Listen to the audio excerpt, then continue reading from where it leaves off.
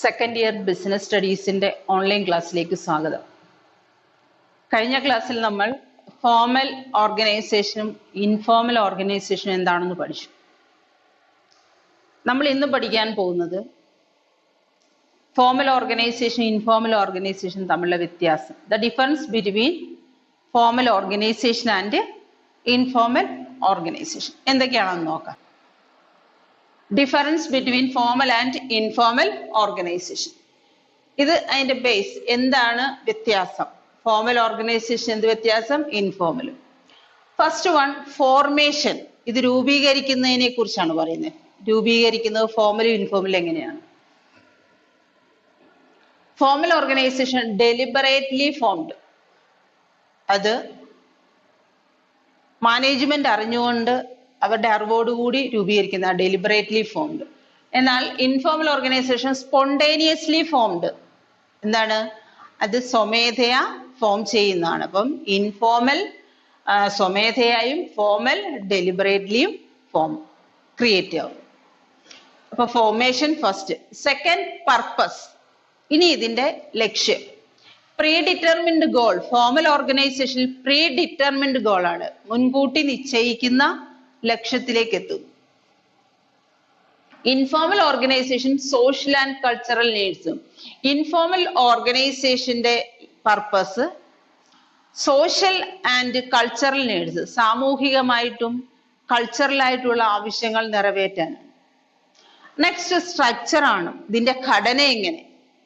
Well defined structure. ഒരു formal ഓർഗനൈസേഷന് well defined structure ഉണ്ട്.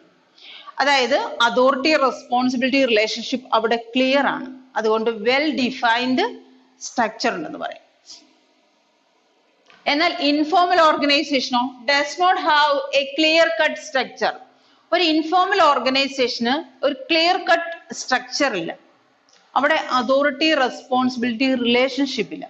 അതുകൊണ്ട് ക്ലിയർ കട്ട് സ്ട്രക്ചർ ഇല്ലെന്ന് പറയും. നാലാമത്തെ point, rigidity or flexibility. Rigid ആണോ ഫ്ലെക്സിബിൾ ആണോ? Highly rigid. Formal organisation highly rigid ആണ്. അതാ ചട്ടക്കൂടിനുള്ളിൽ തന്നെ നിൽക്കണം, അതായത് റിജിഡ് ആയിട്ടാണ് നിൽക്കുന്നത്.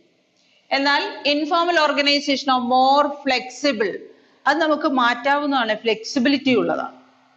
അപ്പോൾ ഫോർമൽ ഓർഗനൈസേഷൻ റിജിഡ് ആണ്, ഇൻഫോർമൽ ഓർഗനൈസേഷൻ ഫ്ലെക്സിബിൾ ആണ്. Next point, communication. ആശയവിനിമയം എങ്ങനെയാണ്? Official lines of communication. Formal ഓർഗനൈസേഷനിൽ അതോറിറ്റി റെസ്പോൺസിബിലിറ്റി റിലേഷൻഷിപ്പ് ഉണ്ട്. അതുകൊണ്ട് എന്ത് പറയാം? അവിടെ ക്ലിയർ കട്ട് പൊസിഷൻ ഉണ്ട്, ക്ലിയർ ആയിട്ടുള്ള line of authority responsibility relationship ഉണ്ട്. അതുകൊണ്ട് തന്നെ നമുക്ക് എന്ത് പറയാം? ഒഫീഷ്യൽ ലൈൻ ഓഫ് കമ്മ്യൂണിക്കേഷൻ ഉണ്ടെന്ന് പറയാം. അവിടെ ഒഫീഷ്യൽ ആയിട്ടാണ് ആശയവിനിമയങ്ങൾ നടത്തുന്നത്. എന്നാൽ ഇൻഫോർമൽ ഓർഗനൈസേഷനോ ബേസ്ഡ് ഓൺ കൺവീനിയൻസ്. അവനവന്റെ സൗകര്യത്തിനനുസരിച്ച്, അല്ലെ എപ്പോൾ വേണമോ വേണ്ടയോ അതിനനുസരിച്ച്, അവരവരുടെ സൗകര്യത്തിനനുസരിച്ചാണ് എന്ത് ആശയവിനിമയം നടത്തുന്നത്. അടുത്തത്, അപ്പൊ നമ്മൾ 5 പോയിന്റ് പറഞ്ഞ ഏതൊക്കെയാന്ന് നോക്കാം. Formation, purpose, structure, rigid or flexibility, communication. അടുത്ത 6ാമത്തെ പോയിന്റ്, റിലേഷൻഷിപ്പ്. ഇനി ബന്ധങ്ങൾ എങ്ങനെയാണ് ഫോർമലും ഇൻഫോർമലും? ഫോർമൽ ഓർഗനൈസേഷനിൽ അതോറിറ്റി ആൻഡ് റെസ്പോൺസിബിലിറ്റി റിലേഷൻഷിപ്പ്, അധികാരവും ഉത്തരവാദിത്വവും തമ്മിലുള്ള ഒരു റിലേഷൻഷിപ്പ്, അതായത് സുപ്പീരിയർ സബോർഡിനേറ്റ് റിലേഷൻഷിപ്പ് ആണുള്ളത്. എന്നാൽ ഇൻഫോർമൽ ഓർഗനൈസേഷനോ നോ സ്പെസിഫിക് റിലേഷൻഷിപ്പ്, അവിടെ പ്രത്യേക ഒരു റിലേഷൻഷിപ്പ് ഒന്നുമില്ല. കുറെ ആൾക്കാർ ചേർന്ന് ഫോം ചെയ്യുന്നു, അവിടെ പ്രത്യേകിച്ച് ഇന്നാൾ എന്നുള്ള ഒരു റിലേഷൻ ഒന്നുമില്ല. എന്നാൽ ഫോർമലിൽ അങ്ങനല്ല. ആരാണ് സുപ്പീരിയർ, ആരാണ് സബോർഡിനേറ്റ്, നമ്മളവിടെ ക്ലിയർ കട്ട് ആയിട്ട് ഡിഫൈൻ ചെയ്തിരിക്കുക. അതാണ് relationship. Next, behaviour of members. ഇനി മെമ്പേഴ്സിന്റെ, ഈ 2 സ്ഥാപനത്തിലെ മെമ്പേഴ്സിന്റെ ബിഹേവിയർ എങ്ങനെയാണ്? സ്വഭാവം. Prescribed and enforced by management. ഇനി മാനേജ്മെന്റ് എന്ത് പറയുന്നോ അതിനനുസരിച്ച് മാത്രമേ ഫോർമൽ ഓർഗനൈസേഷനിൽ അവർക്ക് പെരുമാറാൻ പറ്റൂ. എന്നാൽ ഇൻഫോർമൽ ഓർഗനൈസേഷനോ മ്യൂച്വൽ കൺസെന്റിലാണ് അവർ പോകുന്നത്. പരസ്പര ധാരണ, മെമ്പേഴ്സ് തമ്മിലുള്ള റിലേഷൻ ആണ്. അതിലൂടെയാണ് അവരുടെ ബിഹേവിയറും പോകുന്നത്. ഫോർമൽ അങ്ങല്ല, മാനേജ്മെന്റ് എന്ത് പറയുന്നു അതിനനുസരിച്ച് അവർക്ക് സ്ഥാപനത്തിൽ പെരുമാറാൻ പറ്റും. പക്ഷെ ഇൻഫോർമൽ അങ്ങനെ ഒരു റെസ്ട്രിക്ഷൻ ഇല്ല. അതാണ് behaviour of members. Next leadership. Leader ആരാണ് ഈ സ്ഥാപനങ്ങളിലെ? Managers R leaders. ഫോർമൽ ഓർഗനൈസേഷനിൽ ആരാണ്? മാനേജർ ആണ് ലീഡർ. എന്നാൽ ഇൻഫോർമൽ ഓർഗനൈസേഷനിലോ leaders are chosen by members. Members തെരഞ്ഞെടുക്കുന്ന ആളാണ് അവിടെ ലീഡർ. ഇപ്പൊ 50 പേര് ചേർന്ന് ഒരു ക്ലബ് രൂപീകരിച്ചാൽ അവരെല്ലാം കൂടെ പറയാണ് ഇന്ന ആള് പ്രസിഡന്റാ, ഇന്ന ആള് സെക്രട്ടറിയാ. അപ്പൊ അവര് പറയുന്ന ആളിനെ നമ്മൾ ആരാക്കും? ലീഡർ ആക്കും. That leaders are chosen by members. Next stability, സ്ഥിരത. Formal organisation is stable. Formal organisation സ്ഥിരതയുള്ളതാണ്. കാരണം ഔദ്യോഗികമായിട്ടുള്ളതാണ്, അതോറിറ്റി റെസ്പോൺസിബിൾ റിലേഷൻഷിപ്പ് ഉണ്ട്. അതുകൊണ്ട് നമുക്ക് എന്താ പറയാം? സ്റ്റേബിൾ ആണ്. Does not last long. എന്നാൽ ഒരു ഇൻഫോർമൽ ഓർഗനൈസേഷൻ ഒരിക്കലും ലാസ്റ്റ് ലോങ് അല്ല. എന്ന് വെച്ചാൽ കൂടുതൽ കാലം നിലനിൽക്കത്തില്ല. എപ്പോൾ വേണമെങ്കിലും അവർക്ക് പിരിഞ്ഞു പോകാം. ഇതാണ് does not last long. Last difference. Then human relation. മനുഷ്യ ബന്ധങ്ങൾ എങ്ങനെയാണ് രണ്ട് സ്ഥാപനത്തിൽ? ഫോർമൽ ഓർഗനൈസേഷനിൽ ലെസ് ഹ്യൂമൻ റിലേഷൻ. അവിടെ ഒരു ഫോർമൽ ഓർഗനൈസേഷൻ ഹ്യൂമൻ റിലേഷൻ പ്രാധാന്യം. പിന്നെ എന്തിനാണ്? ടെക്നോളജിക്കാണ് പ്രാധാന്യം. അവിടെ ഹ്യൂമൻ റിലേഷൻ യാതൊരു പ്രാധാന്യവും ഇല്ല, ടെക്നോളജിക്കാണ് പ്രാധാന്യം.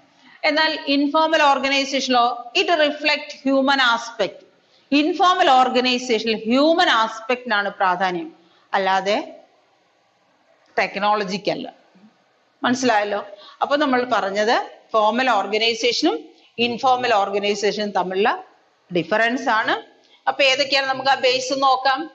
Formation, purpose, structure, rigidity or flexibility, communication, relationship, behaviour of members, leadership, stability and human relations. Formal informal ഓർഗനൈസേഷന്റെ ഡിഫറൻസ് നമ്മൾ പഠിച്ചു കഴിഞ്ഞു. ഇനി നമുക്ക് പഠിക്കാനുള്ള ഡെലിഗേഷൻ എന്താണ്? എന്താണ് ഡെലിഗേഷൻ അല്ലെങ്കിൽ ഡെലിഗേഷൻ ഓഫ് അതോറിറ്റി എന്താണ്? എന്താണ് ഡെലിഗേഷൻ എന്ന് പറഞ്ഞാൽ ട്രാൻസ്ഫർ എന്നുള്ളതാണ് ഡെലിഗേഷന്റെ അർത്ഥം. ഇവിടെ ഒരു സ്ഥാപനത്തിൽ ഡെലിഗേഷന് പ്രാധാന്യം എന്താണ്? ഒരു സ്ഥാപനത്തിലെ സുപ്പീരിയർക്ക് അയാൾ ജോലിയിൽ വർക്ക് ലോഡ് കൂടുമ്പോൾ അതിന്റെ കുറച്ച് വർക്കുകൾ സബോർഡിനേറ്റ്സിന് കൈമാറുന്നു. ഇങ്ങനെ ട്രാൻസ്ഫർ ചെയ്യുന്നതിന് എന്താ? ഡെലിഗേഷൻ എന്ന് പറയുന്നത്. അപ്പം സുപ്പീരിയറുടെ വർക്ക് ലോഡ് സബോർഡിനേറ്റിന് ട്രാൻസ്ഫർ ചെയ്യുന്നു. ഇതിനെ നമ്മൾക്ക് എന്താ പറയാം? ഡെലിഗേഷൻ എന്ന് പറഞ്ഞാൽ. എന്നാൽ ഇങ്ങനെ വർക്ക് ലോഡ് ട്രാൻസ്ഫർ ചെയ്യുമ്പോൾ അതിനൊപ്പം തന്നെ എന്ത് ട്രാൻസ്ഫർ ചെയ്യുന്നു? അതോറിറ്റി കൂടി ട്രാൻസ്ഫർ ചെയ്യുന്നു. ഇതിനെ നമ്മൾ എന്ത് പറയുന്നത്? ഡെലിഗേഷൻ ഓഫ് അതോറിറ്റി എന്ന് പറയും. നമുക്ക് നോക്കാം എന്താണ് delegation. It refers to the downward transfer of authority from a superior to subordinate. ഉണ്ടോ? ഇവിടെ എന്താണ് ട്രാൻസ്ഫർ ചെയ്യുന്നത്? ഡൗൺവേർഡ് ട്രാൻസ്ഫർ ആണ്. ഈ സുപ്പീരിയറിൽ നിന്ന് മാത്രമേ എന്ത് ചെയ്യാൻ പറ്റൂ? വർക്ക് ട്രാൻസ്ഫർ ചെയ്യാൻ പറ്റൂ. അതുകൊണ്ടാണ് ഡൗൺവേർഡ് ട്രാൻസ്ഫർ എന്ന് പറയുന്നത്. Transfer of authority from a superior. എന്താ അതോറിറ്റി? അപ്പൊ അതോറിറ്റി കൊടുക്കുമ്പോൾ എന്ത് കൊടുക്കുന്നു? വർക്കും കൊടുക്കാറുണ്ട്. Authority from a superior to a subordinate. അപ്പൊ ഒരു സുപ്പീരിയറിൽ നിന്നും സബോർഡിനേറ്റിലേക്ക് വർക്ക് ലോഡും കൊടുക്കുന്നു, അതിനൊപ്പം തന്നെ എന്ത് കൊടുക്കുന്നു? അതോറിറ്റിയും കൊടുക്കുന്നു. ഇങ്ങനെ ട്രാൻസ്ഫർ ചെയ്യുന്നതിനെ എന്ത് പറയുന്നത്? ഇങ്ങനെ ഡൗൺവേർഡ് ആയിട്ട് ട്രാൻസ്ഫർ ചെയ്യുന്നതിനെ ഡെലിഗേഷൻ എന്ന് പറയുന്നത്. അപ്പോൾ ഡെലിഗേഷൻ ഓഫ് അതോറിറ്റി എന്താണ്? It means the granting of authority to subordinates to operate within prescribed limit.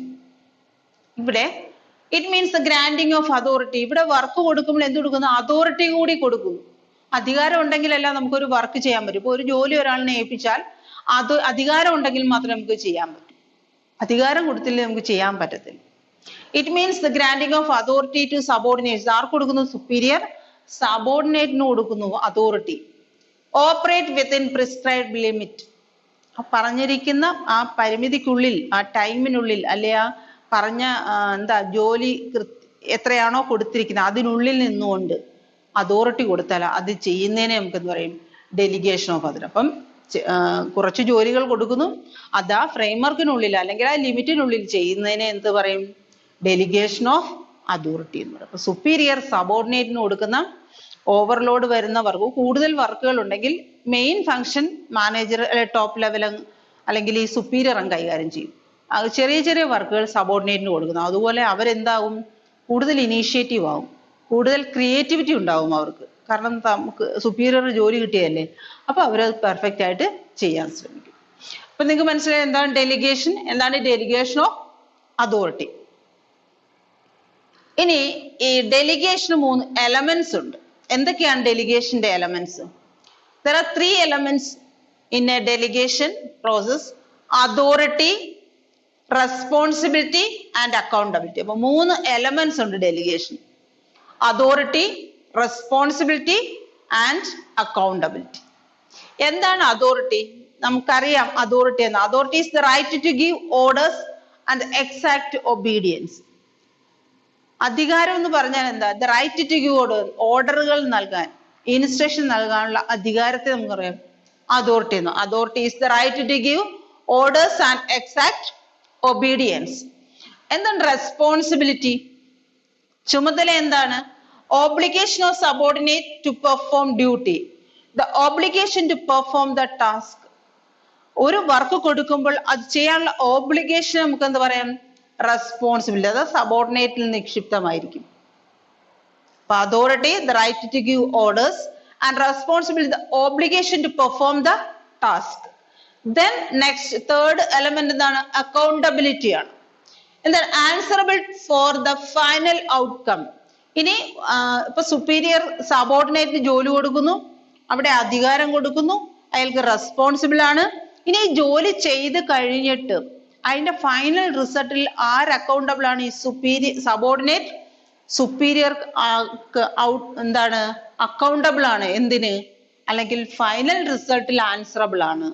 അത് എങ്ങനെ കറക്റ്റ് ആയിട്ട് ചെയ്തോ, എത്ര ടൈമിനുള്ളിൽ ചെയ്തു, എങ്ങനെ ചെയ്തു എന്നുള്ളതിന്, കറക്റ്റ് ആയിട്ടാണോ ചെയ്തെന്നുള്ളതിന് ആൻസറബിൾ ആര്? സബോർഡിനേറ്റ് സുപ്പീരിയറിൽ. ഇതിനെ എന്ത് പറയുന്നേ? അക്കൗണ്ടബിലിറ്റി. അപ്പൊ ലാസ്റ്റ് ഫൈനൽ ഔട്ട്കം നമുക്ക് സുപ്പീരിയർക്ക് കൊടുക്കണം, അതിനെ അക്കൗണ്ടബിൾ എന്ന് പറയും. അപ്പോൾ ഇത് 3 ഉണ്ടെങ്കിൽ മാത്രമേ എന്തോ ഡെലിഗേഷൻ ഓഫ് അതോറിറ്റി വരത്തില്ല. ഏതൊക്കെ? Authority, responsibility and accountability. ഇത് 3 എലമെന്റും നമുക്ക് ഡെലിഗേഷൻ ഓഫ് അതോറിറ്റിയിൽ അത്യാവശ്യമാണ്. ഇവിടെ അതോറിറ്റി ഡെലിഗേറ്റ് ചെയ്യാം. നമ്മളൊരു ജോലി കൊടുക്കുമ്പം അധികാരം കൂടി കൈമാറും. എന്നാൽ റെസ്പോൺസിബിലിറ്റി ഒരിക്കലും, ചുമതല, ഇപ്പൊ എന്നെ ഒരു ജോലി ചെയ്യുമ്പോൾ എനിക്കത് ചെയ്യാനുള്ള റെസ്പോൺസിബിലിറ്റി ഉണ്ട്, എനിക്കത് വേറൊരാൾക്ക് റെസ്പോൺസിബിലിറ്റി കൈമാറാൻ പറ്റത്തില്ല. അപ്പൊ responsibility is not delegated, but authority is delegated.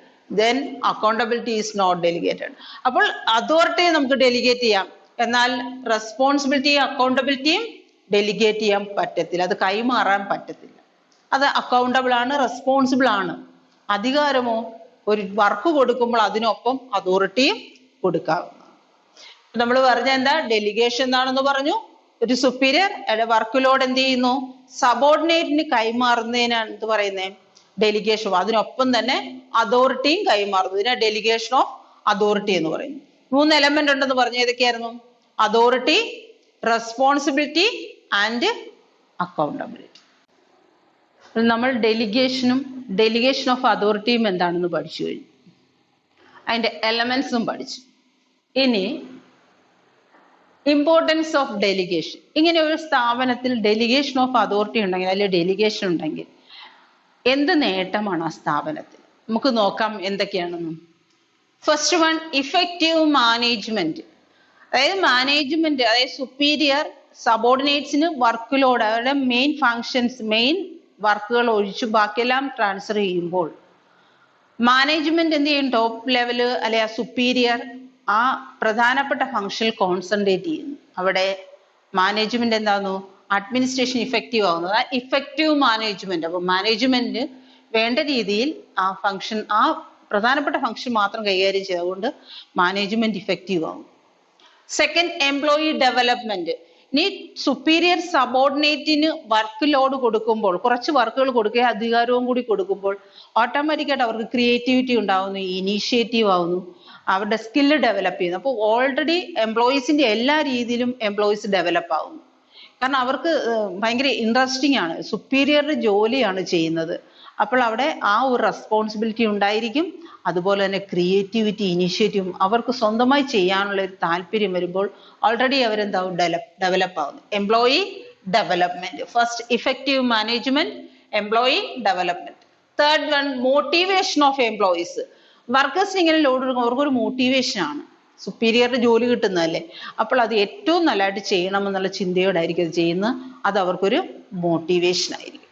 Motivation of employees. Next facilitates growth. അതായത് പുതിയ ബ്രാഞ്ചുകളും പുതിയ ഡിപ്പാർട്ട്മെന്റുകളും ഒക്കെ തുടങ്ങാൻ അല്ലെ ക്രിയേറ്റ് ചെയ്യുമ്പോൾ, അല്ലെ പുതിയ ബ്രാഞ്ചുകൾ തുടങ്ങുമ്പോൾ, അല്ലെ പുതിയ സ്ഥാപനം തുടങ്ങുമ്പോൾ ഇങ്ങനെ സുപ്പീരിയറുടെ വർക്ക് സബോർഡിനേറ്റിന് കൊടുക്കുമ്പോൾ ഓട്ടോമാറ്റിക്കായിട്ട് അവർ താല്പര്യത്തോടെ വർക്ക് ചെയ്യുന്നു. അത് ആ സ്ഥാപനത്തിന്റെ വളർച്ചയ്ക്ക് വഴിതെളിക്കുന്നു. Facilitates growth. അപ്പോൾ സബോർഡിനേറ്റ്സ് നല്ല താല്പര്യത്തോടെ വർക്ക് ചെയ്യുന്നു, അവർക്ക് ഇനീഷ്യേറ്റീവ് ആയിരിക്കും, ക്രിയേറ്റിവിറ്റി ഉണ്ട്, സ്കിൽ ഡെവലപ്പ് ചെയ്യുകയും ചെയ്യുന്നു. Fifth one basis of management hierarchy. ഈ ടോപ്പ് ടു ബോട്ടം ലെവലില് ഇങ്ങനെ അധികാരം ടോപ്പിൽ നിന്നും ബോട്ടം ലെവലിലേക്ക് വരുമ്പോൾ, അല്ലെ സുപ്പീരിയറിൽ നിന്ന് സബോർഡിലേക്ക് വരുമ്പോൾ ഇവിടെ ഇത് എന്തായിട്ടാണ് വരുന്നത്? മാനേജ്മെന്റ് ബേസ് ആയിട്ടാണ് വരുന്നത്. ഹയറാർക്കി മാനേജ്മെന്റ് ബേസ് ആയിട്ട് വരുന്നത്. അപ്പം അതൊരു ഹയറാർക്കി ആയിട്ട്, അതായത് ടോപ്പ് ലെവൽ സുപ്പീരിയർ പിന്നെ സബോർഡിനേറ്റ്, ആ രീതിയിൽ എന്ത് ചെയ്യുന്നു? ഇതിങ്ങനെ top level to bottom level superior subordinate റിലേഷൻഷിപ്പില് ഇങ്ങനെ വർക്ക് ലോഡ് ഡെലിഗേറ്റ് ചെയ്യുന്നു. അതാണ് basis of management hierarchy. Next better coordination. ഇനി ഈ സ്ഥാപനങ്ങളുടെ വർക്കുകളെ എല്ലാം കോർഡിനേറ്റ് ചെയ്യാൻ സഹായിക്കുന്നു, ഡെലിഗേഷൻ സഹായിക്കുന്നു. ബെറ്റർ കോർഡിനേഷൻ, വർക്കുകളെല്ലാം കൂടെ കോർഡിനേറ്റ് ചെയ്താണ് എന്ത് ചെയ്യുന്നത്? ആ സ്ഥാപനത്തിന്റെ പ്രീ ഡിറ്റർമിൻഡ് ഗോൾസിലേക്ക് എത്തുന്നത്. അപ്പം ഇവിടെ കോർഡിനേഷൻ ഏത് സഹായിക്കുന്നു? ഡെലിഗേഷൻ ഓഫ് അതോറിറ്റി സഹായിക്കുന്നു. അപ്പൊ എന്തൊക്കെയായിരുന്നു പറഞ്ഞ? Importance of delegation, effective management, employee development, motivation of employees, facilitates growth, basis of management hierarchy, better coordination. ഇത്രയുമാണ് ഇമ്പോർട്ടൻസ് ഓഫ് ഡെലിഗേഷൻ. ഇനി നമുക്ക് ഇങ്ങനെ ഇതിനകത്ത് പഠിക്കാനുള്ള ഒരു ടേം സെൻട്രലൈസേഷൻ ആൻഡ് ഡീസെൻട്രലൈസേഷൻ. എന്താണ് സെൻട്രലൈസേഷൻ? കേന്ദ്രീകരണം എന്ന് വെച്ചാൽ എന്താണ്? Concentration of authority in the hands of few, that means top level. Authority അല്ലെങ്കിൽ അധികാരം കുറച്ചു പേരുടെ കൈകളിൽ ഒതുങ്ങുന്നതിനെ നമുക്ക് സെൻട്രലൈസേഷൻ എന്ന് പറയാം. അത് ആരുടെ കൈകളിലാണ്? ടോപ്പ് ലെവലിന്റെ. അപ്പൊ ടോപ്പ് ലെവലിന്റെ കൈകളിൽ മാത്രം അധികാരം ഒതുങ്ങിയിരിക്കുന്നതിനെ നമുക്ക് സെൻട്രലൈസേഷൻ എന്ന് പറയും. Concentration of authority in the hands of few, that means the top level. അതാണ് സെൻട്രലൈസേഷൻ. അപ്പോൾ ഡീസെൻട്രലൈസേഷൻ എന്താണ്? Decentralization is the dispersal of authority from top to bottom level. Top ലെവലിൽ നിന്നും ബോട്ടം ലെവലിലേക്ക് എല്ലാ ലെവലുകളിലൂടെയും അതോറിറ്റി സ്പ്രെഡ് ചെയ്ത് ലോവർ ലെവലിലേക്ക് എത്തുന്നതിന് എന്ത് പറയും? ഡീസെൻട്രലൈസേഷൻ എന്ന് പറയും. അപ്പൊ സെൻട്രലൈസേഷൻ എന്ന് പറഞ്ഞാൽ ടോപ്പ് ലെവൽ അതോറിറ്റി കോൺസെൻട്രേറ്റ് ചെയ്യുമ്പോൾ. എന്താണ് ഡീസെൻട്രലൈസേഷൻ? ടോപ്പ് ലെവലിൽ നിന്നും ബോട്ടം ലെവലിലേക്ക് എല്ലാ ലെവലുകളിലുമായി സ്പ്രെഡ് ചെയ്യാൻ, ഡിസ്പേഴ്സ് ചെയ്യുന്നതിന് നമുക്ക് എന്ത് പറയാം? അധികാരം ഡിസ്പേഴ്സ് ചെയ്യുന്നതിന് നമ്മൾ എന്ത് പറയുന്നു? ഡീസെൻട്രലൈസേഷൻ. അപ്പൊ സെൻട്രലൈസേഷൻ ഡീസെൻട്രലൈസേഷൻ മനസ്സിലായല്ലോ. Concentration of authority in the hands of few, that means centralization. In decentralization or dispersal of authority from top to bottom level. ടോപ്പിൽ നിന്നും ബോട്ടം ലെവലിലേക്ക് എല്ലാ ലെവലുകളിലുമായിട്ടും അധികാരം സ്പ്രെഡ് ചെയ്യുന്നതിന് അല്ലെ ഡിസ്പേഴ്സ് ചെയ്യുന്നതിന് നമുക്ക് എന്ത് പറയാം? ഡീസെൻട്രലൈസേഷൻ എന്ന് പറയാം. അപ്പൊ നമ്മൾ പഠിച്ചത് importance of delegation, centralisation and decentralisation. നമ്മൾ ഡീസെൻട്രലൈസേഷനും സെൻട്രലൈസേഷനും എന്താണെന്ന് പഠിച്ചു കഴിഞ്ഞു. ഇനി ഈ ഡീസെൻട്രലൈസേഷന്റെ ഇമ്പോർട്ടൻസ് ഓഫ് ഡീസെൻട്രലൈസേഷൻ എന്തൊക്കെയാണെന്ന് നോക്കാം. First one, develops initiative among subordinates. ഇപ്പൊ സബോർഡിനേറ്റ്സിന് വർക്ക് ലോഡ് കൊടുക്കുമ്പോൾ അല്ലെങ്കിൽ കുറച്ച് വർക്കുകൾ കൊടുക്കുമ്പോൾ അധികാരവും കൊടുക്കുന്നു. അവിടെ താല്പര്യം ഉണ്ടാവുന്നു, അവർക്ക് ഇനീഷ്യേറ്റീവ് ആവുന്നു, അവർക്ക് സ്വന്തമായി വർക്ക് ചെയ്യാനുള്ള ഒരു പ്രേരണ ഉണ്ടാകുകയാണ്. കാര്യം അതോറിറ്റി കൊടുക്കുകയല്ലേ, അവർ സ്വന്തമായിട്ട് അത് ചെയ്യുന്നു. അപ്പോൾ അവർക്ക് ഇനിഷ്യേറ്റീവ് ഉണ്ടാകുന്നു, ക്രിയേറ്റിവിറ്റി ഉണ്ടാകുന്നു, തിങ്കിങ് സ്കില്ല് ഡെവലപ്പ് ചെയ്യുന്നു. അപ്പോൾ ഡെവലപ്പ് ഇനീഷ്യേറ്റീവ് എമംഗ് സബോർഡിനേറ്റ്സിൽ സ്കില്ല് ഡെവലപ്പ് ചെയ്യാൻ, ഇനീഷ്യേറ്റീവ് ചെയ്യാൻ സഹായിക്കുന്നു, ഡീസെൻട്രലൈസേഷൻ സഹായിക്കുന്നു. Next, develop managerial talent for the future. ഇനി ഇങ്ങനെ വർക്ക് ലോഡ് കൊടുക്കുകയും അവർ അതിൽ പ്രഗത്ഭരായി തീരുകയും ചെയ്താൽ ഫ്യൂച്ചറിൽ അവർക്കൊരു മാനേജീരിയൽ ടാലന്റ് വികസിപ്പിച്ചില്ല, അവർക്ക് ഫ്യൂച്ചറിലെ മാനേജേഴ്സ് ആകാനുള്ള സാധ്യതകൾ കൂടുതലാവുന്നു. അപ്പോൾ ഈ സബോർഡിനേറ്റ്സ് ഭാവിയിൽ എന്താവും? വളർന്ന് അല്ലെ ഇവരിങ്ങനെ പഠിച്ച് റെഡിയായി എന്താവുന്നു?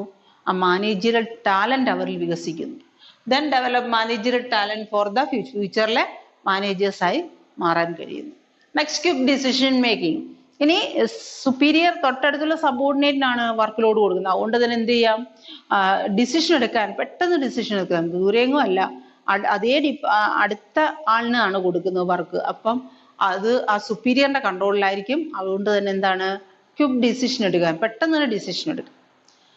Next relief to top management. Relief to top management. Top management overload ആയിട്ടുള്ള വർക്കാണ് സബോർഡിനേറ്റിന് കൊടുക്കുന്നത്. അതുകൊണ്ട് അവരൊന്ന് റിലീഫ് ആവും. കാര്യം ഡേ ടു ഡേ വർക്കിലൊന്നും അവർക്ക് ഇടപെടേണ്ട. എന്ത് ചെയ്യാം, മെയിൻ ഫങ്ഷൻസ് മാത്രം, മെയിൻ ഡ്യൂട്ടീസ് മാത്രം അവർ നോക്കിയാൽ മതി.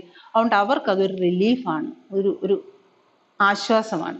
ഇപ്പൊ relief to top management. Next facilitates growth. ഇങ്ങനെ സബോർഡിനേറ്റ്സിന് വർക്ക് കൊടുക്കുമ്പോൾ അവിടെ ഓട്ടോമാറ്റിക്കായിട്ട് അവർ നല്ല കാര്യക്ഷമതയോടെ വർക്ക് ചെയ്യുന്നു. ഇങ്ങനെ കാര്യക്ഷമതയോടെ വർക്ക് ചെയ്യുമ്പോൾ, എഫിഷ്യൻസി ഇൻക്രീസ് ചെയ്യുമ്പോൾ ഓട്ടോമാറ്റിക്കായിട്ട് പ്രൊഡക്ടിവിറ്റി ഇൻക്രീസ് ചെയ്യുന്നു, ഓട്ടോമാറ്റിക് പ്രോഫിറ്റ്, സെയിൽസ് കൂടുന്നു, പ്രോഫിറ്റ് കൂടുന്നു. ഓട്ടോമാറ്റിക്കായിട്ട് എന്ത് വരും, ആ സ്ഥാപനത്തിന് ഗ്രോത്ത് ഉണ്ടാകുന്നു. ദാറ്റ് ഫെസിലിറ്റേറ്റ്സ് വളർച്ചയ്ക്ക് കാരണമാകുന്നു. Next better control. ഇനി ഇങ്ങനെ ടോപ്പ് ടു ബോട്ടം ലെവലിലെ വർക്കേഴ്സിന് വർക്ക് ലോഡ് കൊടുക്കുമ്പോൾ അല്ലെങ്കിൽ അതോറിറ്റി കൊടുക്കുമ്പോൾ അവിടെ എല്ലാവരും എഫിഷ്യൻ്റ് ആയിട്ട് വർക്ക് ചെയ്യുന്നു. അവിടെ കൺട്രോൾ ചെയ്യാൻ എളുപ്പമാണ്. ഇവിടെ എന്തിന്, ബെറ്റർ കൺട്രോളിന് വഴിതെളിക്കുന്നു. എല്ലാവർക്കും അതോറിറ്റി ഉണ്ട്, വർക്കുണ്ട്, അതോറിറ്റിയും ഉണ്ട്. അപ്പൊ അവിടെ ആരും മോശക്കാരല്ല, സുപ്പീരിയർ, എല്ലാവരും സുപ്പീരിയർ ആയിട്ട് വർക്ക് ചെയ്യുന്ന പോലെയാണ് ചെയ്യുന്നത്. അതുകൊണ്ട് തന്നെ കൺട്രോൾ ചെയ്യാൻ എളുപ്പമാണ്, ബെറ്റർ കൺട്രോൾ. അപ്പൊ എന്തൊക്കെയാണ് ഇമ്പോർട്ടൻസ് ഓഫ് ഡീസെൻട്രലൈസേഷൻ നോക്കാം. develops initiative among subordinates, develops managerial talent for the future, a quick decision making, a relief to top management, facilitates growth and better control. അപ്പോൾ ഈ ചാപ്റ്റർ, ഓർഗനൈസിംഗ് എന്ന chapter ഇവിടെ അവസാനിക്കുകയാണ്. അടുത്ത chapter നമുക്ക് അടുത്ത ക്ലാസ്സിൽ പഠിക്കാം.